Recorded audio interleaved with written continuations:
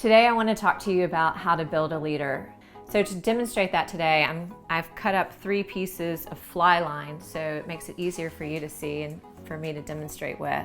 We're going to start with the butt section, the section that is connected to your fly line. It is the heaviest section of the leader that will help turn over that fly. Most fly lines are sold with a welded loop. Therefore, to build a leader, you need to also create a loop on your leader so that you can connect through loop to loop. My favorite loop is the Perfection loop.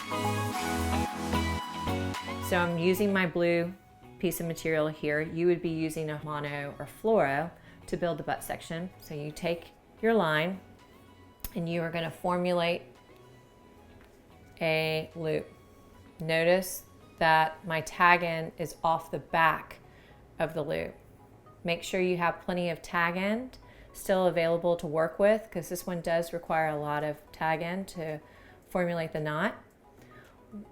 Once you have your first loop situated, you're going to come around the front side around your thumb and formulate the thumb that's holding the knot with your index finger, and you're going to formulate a second knot.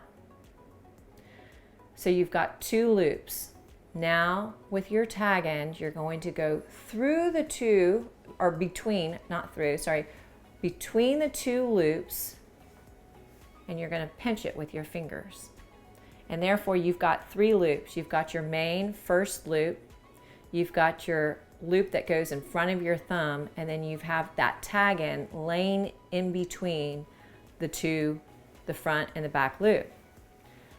Take your, I'm left-handed, so I'm going to take my left hand and I'm going to reach through the back of the large loop, and I'm going to grab hold of the smaller loop that's in front, and I'm going to pull, not letting go of the main line, but actually even pulling down on the main line, but you can release the tag.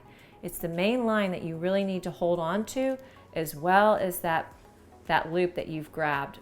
And this, my friends, is how you know Perfection loop has been tied correctly, is when your tag end is coming out at a 90-degree angle.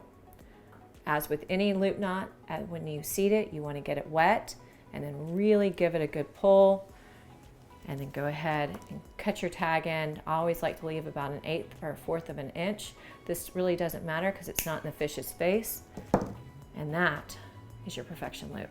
This is Meredith McCord for Just One More Cast. Go get 'em.